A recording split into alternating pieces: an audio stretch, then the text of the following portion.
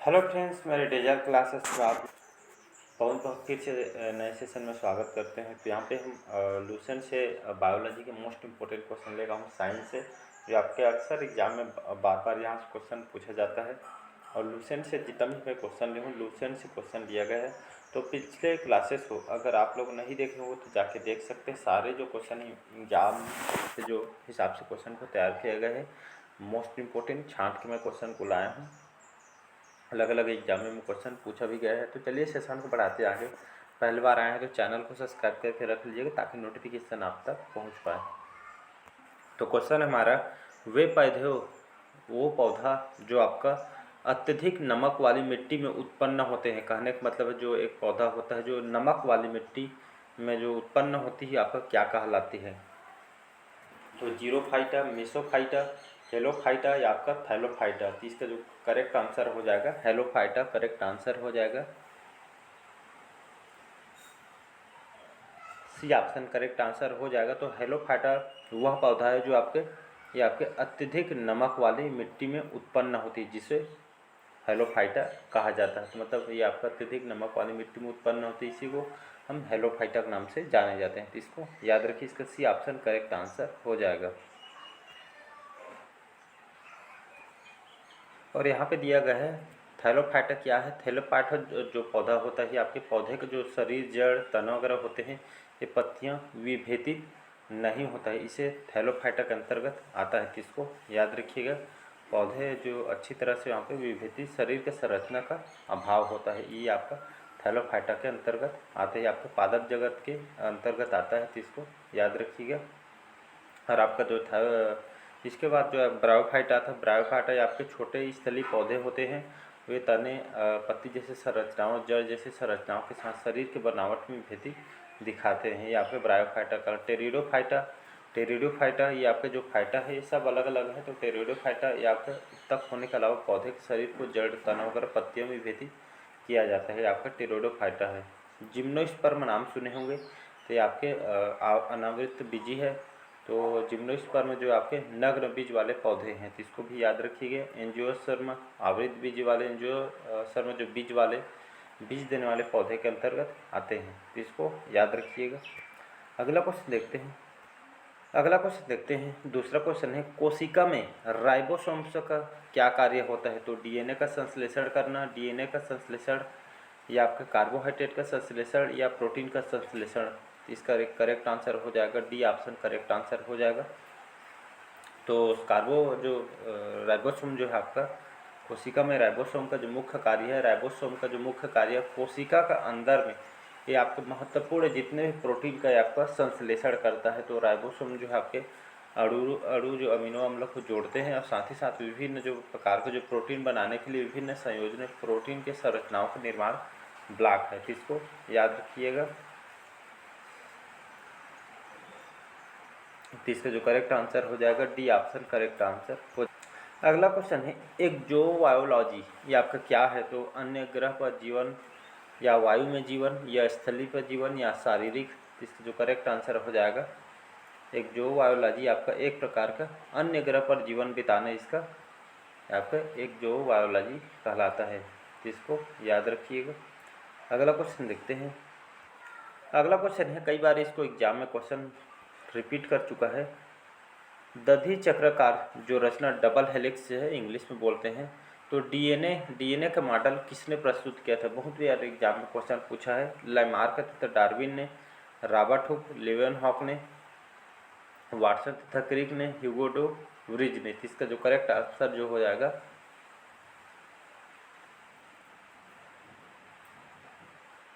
C option correct answer हो जाएगा।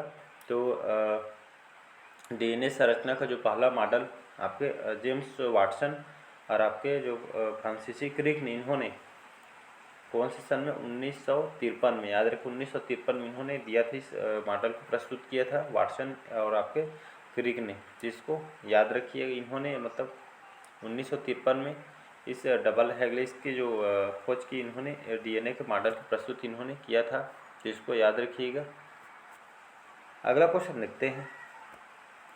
अगला क्वेश्चन है, ग्वानिन तथा साइटोसिन के बीच में कितने हाइड्रोजन बंध होते हैं। 2, 3, 4 या 5। इसका जो करेक्ट आंसर होगा 3 हाइड्रोजन बंध से आपके होते हैं। तो ग्वानिन और आपके साइटोसिन, ग्वानिन और आपके साइटोसिन में आपके 3 हाइड्रोजन बंध इसमें होते हैं। नेक्स्ट क्वेश्चन, अगला क्वेश्चन देखते हैं, जंतु कोशिका में निम्न में से क्या अनुपस्थित होता है? तो सेल्यूलोसिस कोशिका भित्ति, केंद्रक, माइटोकॉन्ड्रिया या इनमें से कोई नहीं। इसका जो करेक्ट आंसर हो जाएगा, तो जंतु कोशिकाओं में आपका कोशिका भित्ति जो है आपके अनुपस्थित होता है। तो सेल्यूलोसिस की जो कोशिका भित्ति होती है आपके जंतु कोशिका में अनुपस्थित होता है, मतलब उपस्थित नहीं। अगला क्वेश्चन देखते हैं, बीजों के अंकुरण के लिए किसकी आवश्यकता नहीं होती है? तो कोई भी बीज होता है उसके अंकुरण के लिए इसमें क्या इंपॉर्टेंट नहीं होता है? पानी, वायु, धूप या उपयुक्त सभी। इसका जो करेक्ट आंसर हो जाएगा आपका धूप करेक्ट आंसर हो जाएगा। तो बीजों को अंकुरण के लिए यहाँ पे धूप की आवश्यकता नहीं होती, बाकी पानी, वायु अगर इसकी ज़रूरत पड़ जाती है हमें। नेक्स्ट क्वेश्चन, अगला क्वेश्चन है, मशरूम क्या है? कवक, पौधा, पशु या बैक्टीरिया? तो कवक इसका करेक्ट आंसर हो जाएगा। तो मशरूम जो हम खाते हैं, देखते हैं बहुत सारे का जो मशरूम होते हैं ये आपके कवक के अंतर्गत आते हैं। अगला क्वेश्चन देखते हैं, अगला क्वेश्चन है, अमरबेल जो है आपका क्या है? तो आंशिक तना परजीवी, पूर्ण तना परजीवी, आंशिक मूल परजीवी या पूर्ण मूल परजीवी। इसका जो करेक्ट आंसर होगा, अमरबेल जो है आपका पूर्ण तना परजीवी है। तो इसको याद रखिएगा, इसका बी ऑप्शन करेक्ट आंसर हो जाएगा। तो अमरबेल एक मतलब पूर्ण तना परजीवी के अंतर्गत आता है। अमरबेल जो कि आपके पीले रंग का ऐसे रहता है, देखे होंगे, तो आपका याद रखिएगा।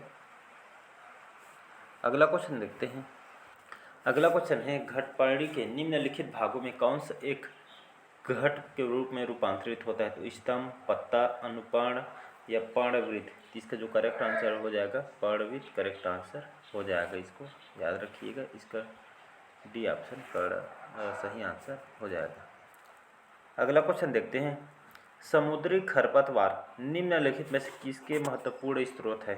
तो गंधक, क्लोरीन, ब्रोमीन या आपके आयोडीन का। तो इसका जो करेक्ट आंसर हो जाएगा आयोडीन करेक्ट आंसर हो जाएगा। तो समुद्री जो खरपतवार होते हैं ये आपके किसका महत्वपूर्ण स्रोत है? तो आयोडीन का होता है।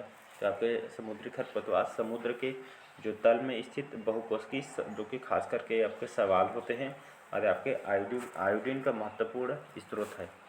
अगला क्वेश्चन देखते हैं, 12वां क्वेश्चन है, पत्तों में दिखाई देने वाले सिराएँ यहाँ पे कौन सा काम करती है या सिराएँ क्या कार्य करती है?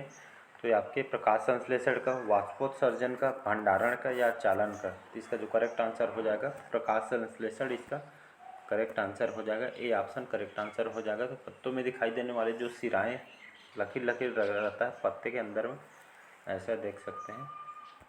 तो ये जो सिराएँ आपके होती है प्रकाश संश्लेषण की क्रियाविधि आपके अपनाती है, आवश्यक खाद्य और जल का चालन करती है। तो इसका जो प्रकाश संश्लेषण करेक्ट आंसर हो जाए। अगला क्वेश्चन है, क्लोरोफिल का खनिज घटक कौन सा है या कौन सा है? तो मैग्नीशियम, पोटेशियम, कैल्शियम या आयरन। तो इसका जो करेक्ट आंसर हो जाएगा मैग्नीशियम करेक्ट आंसर हो जाएगा। एग्जाम में क्वेश्चन आया हुआ है। तो आपके जो मैग्नीशियम, क्लोरोफिल का जो खनिज घटक आपका मैग्नीशियम है। तो क्लोरोफिल जो है आपके प्रायः आपके सभी हरे पौधों में, शैवाल तथा साइनोबैक्टीरियम में पाए जाने वाला हरे रंग का आपका वर्णक होता है और जिसका खनिज घटक मैग्नीशियम होता है। इसको याद रखिएगा।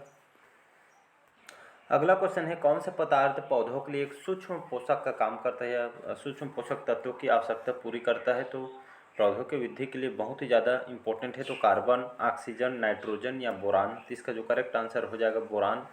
इसका और एग्जाम्पल की बात करूँ तो आपका iron, chlorine, manganese, zinc, copper, ये सब जो है आपके ये आपके जो पौधों के लिए सूक्ष्म पोषक का काम करता है। पौधों की वृद्धि के लिए सूक्ष्म पोषक तत्वों की आवश्यकता पड़ती है।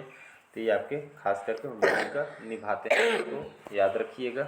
अगला क्वेश्चन देखते हैं, निम्न में से परजीवी पौधा कौन सा, मतलब दूसरे जीव पे आधारित होने वाला परजीवी कहलाता है? तो घटपर्णी, अमरबेल, ब्लेडवर्ट या सूरजमुखी। इसका करेक्ट आंसर हो जाएगा अमरबेल करेक्ट आंसर हो जाएगा। अमरबेल एक परजीवी पौधा है और अमरबेल में क्लोरोफिल यहाँ पे नहीं पाया जाता है, याद रखिएगा। इसलिए ये आपका प्रकाश संश्लेषण द्वारा अपने भोजन को संश्लेषित नहीं कर सकता है, ये आपका दूसरों पे आधारित होता है।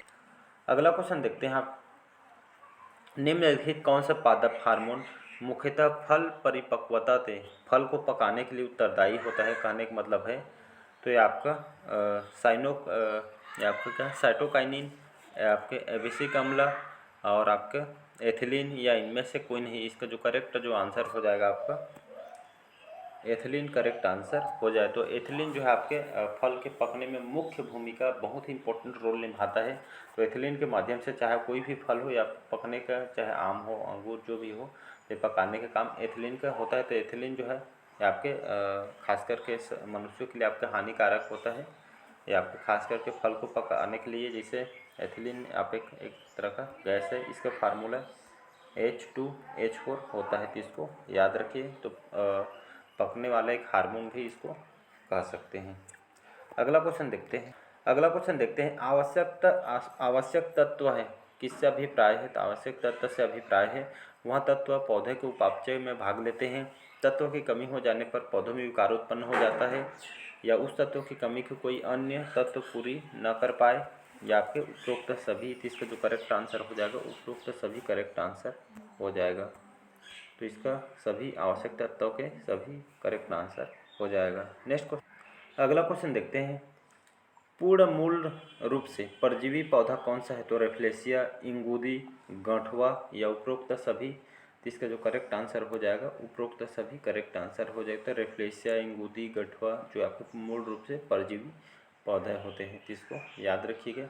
और अच्छा उदाहरण मैं बताऊं तो आपके अमरबेल इसका अच्छा उदाहरण है। अगला क्वेश्चन देखते हैं यहाँ पे, किण्वन क्रिया कहाँ होती है? तो समस्त जीवाणुओं के द्वारा, समस्त कवकों के द्वारा, कुछ कवक कुछ जीवाणुओं के द्वारा, समस्त सूक्ष्म जीवों के द्वारा। इसके जो करेक्ट आंसर हो जाएगा तो कुछ कवक और कुछ जीवाणु के द्वारा यहाँ पे किण्वन विधि होती है, तो इसको याद रखिएगा। और यहाँ पे किण्वन का जो प्रयोग कैसे किया जाए? किण्वन का जो उपयोग खास करके जो मादक पेय बनाने के लिए, पेय पदार्थों को बनाने के लिए इसमें किया जाता है। इसका उपयोग डोसा वगैरह, इडली जैसे खाद्य पदार्थों को बनाने में इसका उपयोग किया जाता है। और लुई पास्चर ने, याद रखिएगा, लुई पास्चर ने 1857 में किण्वन की खोज की थी, तो इसको याद रखिएगा। अगला क्वेश्चन देखते हैं, निम्न में से कौन सा जो पौधा है जो आपका सर्पगंधा कहलाता है? तो सिनकोना ये तो नहीं है, पाइपावर ये भी नहीं है, रोवाल्विया या इनमें से कोई नहीं। इसका जो करेक्ट आंसर हो जाएगा सी ऑप्शन, रोवाल्फिया जो है आपके, ये आपका जो पौधा आपका सर्पगंधा का ये आपका कहलाता है। और आपका जो सर्पगंधा जो पौधा होता है ये आपके एक तरह से एक औषधि पौधा है, बहुत ही इम्पोर्टेंट होता है सर्पगंधा। आपका एपोसाइन जो साइपेनेसी जो परिवार के द्विबीजपत्री पौधा होता है और बहुवर्षीय झाड़ीदार, और आपके ये आपके सपुष्पक और महत्वपूर्ण औषधि पौधा होता है।